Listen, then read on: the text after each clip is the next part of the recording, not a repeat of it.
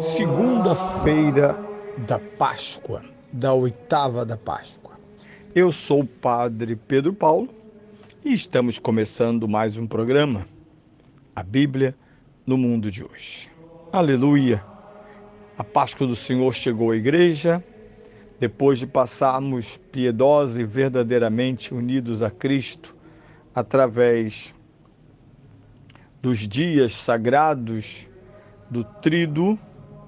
Nós agora emergimos para esta luz crescente. Quero lembrar aos meus ouvintes que a Páscoa está apenas começando. Assim como a igreja nos entregou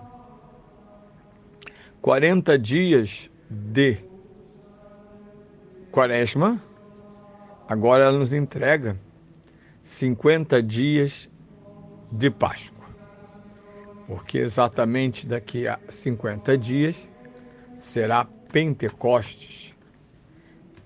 E a igreja vai se vivendo, não é que ela se prepara, a Páscoa não é preparação para Pentecostes, a Páscoa é um tempo em si, um tempo que tem a sua autonomia, mas desemboca, de fato, nos dias de Pentecostes.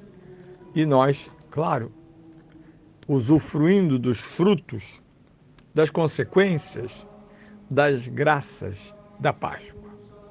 Sobretudo, lembrem-se que os que sofrem, e todos nós, de uma forma ou de outra, passamos por sofrimentos, estes encontros com Cristo ressuscitado são fundamentais. Não se pode viver sem esta alegria da ressurreição de Cristo, visto que ela nos entrega forças para superarmos o mal, para superarmos tudo aquilo que nos coloca incapazes de viver, superar e aprender com o sofrimento.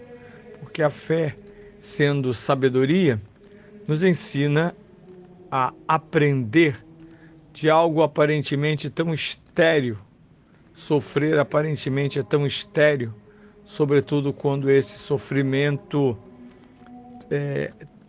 advém dos nossos pecados, das nossas misérias. A Páscoa é grande. Bem, ontem ouvimos o Evangelho de São João no seu capítulo 20. Capítulo 20, de 1 a 10.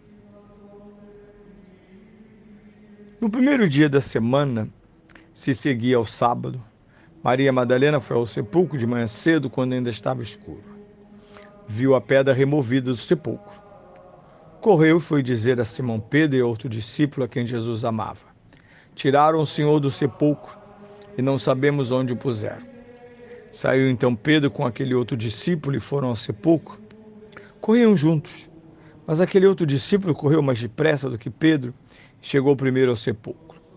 Inclinou-se e viu ali os panos no chão, mas não entrou. Chegou Simão Pedro, que o seguia, entrou no sepulcro e viu os panos postos no chão. Viu também o sudário que estivera sobre a cabeça de Jesus. Não estava, porém, com os outros panos, mas enrolado no lugar à parte. Então entrou também o discípulo que havia chegado primeiro ao sepulcro. Viu e creu. Em verdade, ainda não havia entendido a Escritura, segundo a qual Jesus devia ressuscitar dentre os mortos. Os discípulos, então, voltaram para suas casas. Bem, temos aqui o relato do domingo de Páscoa. E é fantástico. Eu gosto sempre de chamar a atenção para isso,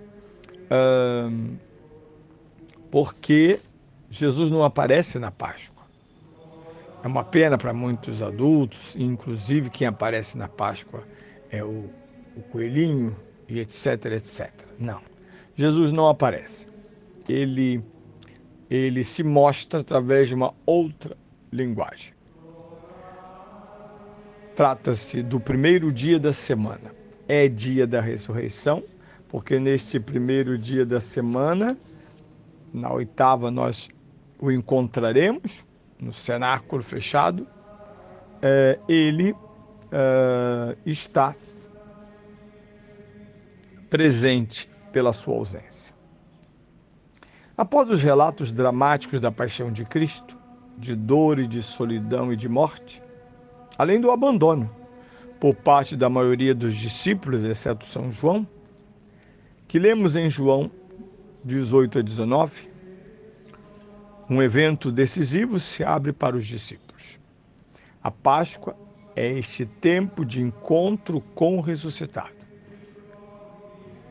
O relato do capítulo que ouvimos, 1 a 10, prepara-nos para aquele que virá na próxima semana, 19 a 23. O começo da vida dos discípulos em um novo patamar.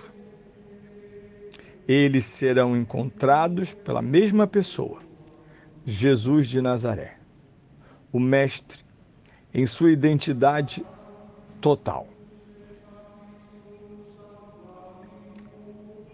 Não há dúvidas que entre os capítulos 18 e 19, que ouvimos na Sexta-feira Santa, há uma continuidade natural para os capítulos 20 e 21.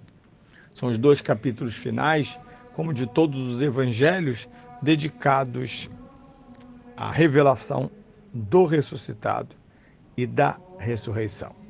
Nós podemos intitular os capítulos 20 a 21 de São João, os encontros pascais dos apóstolos com Jesus ressuscitado.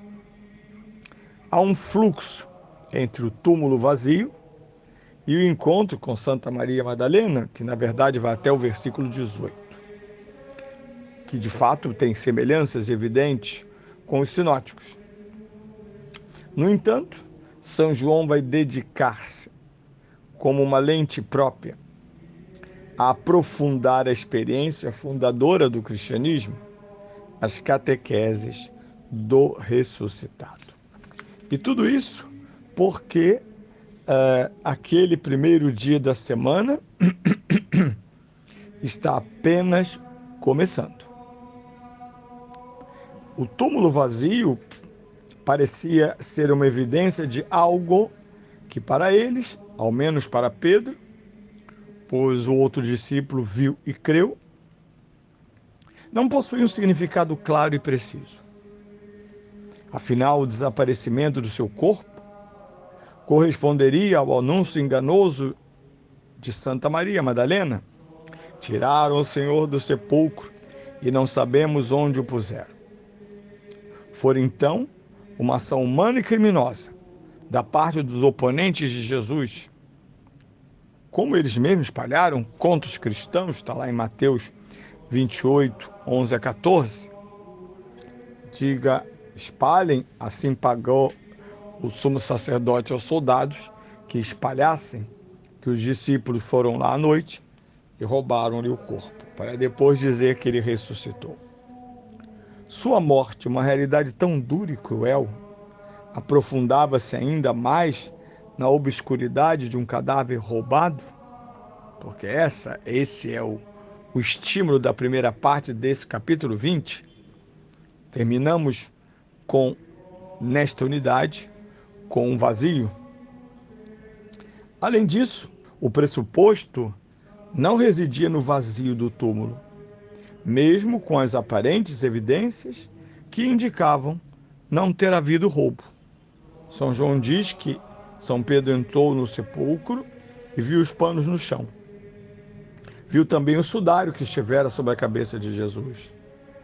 Não estava, porém, com os panos, mas enrolado no lugar à parte. Ou seja, não havia um roubo, visto o estado de ordenação das coisas no túmulo. São João não sentencia aquela cena como a afirmação de que o túmulo vazio era sinal de esperança e de ressurreição, como ele mesmo havia anunciado aos discípulos antes de morrer, nos evangelhos sinóticos, São Mateus, São Marcos, São Lucas? Não. Tanto que o texto termina de modo lacônico: eles voltaram, cada um para a sua casa. Agora, o narrador nos ajuda a entender aquela cena, porque conclui a cena com uma afirmação categórica sobre o estado de compreensão do olhar dos dois discípulos. Diz o evangelista: em verdade, ainda não haviam entendido a Escritura, segundo a qual Jesus devia ressuscitar dos mortos. Isso quer dizer que eles não possuíam os pressupostos interpretativos humanos e religiosos, que virão somente com a experiência plena de Pentecostes, para interpretar as Escrituras, isto é, a revelação judaica, para enxergar plena e nitidamente os sinais prévios do túmulo vazio. Bem, estas são nossas reflexões apenas no início da Páscoa. Este é um dos elementos mais bonitos da Páscoa, a nossa nutrição durante a Páscoa espiritual serão as presenças de Cristo ressuscitado, suas palavras, e ver a igreja que cresce em alegria até chegar à vinda do prometido Espírito Santo.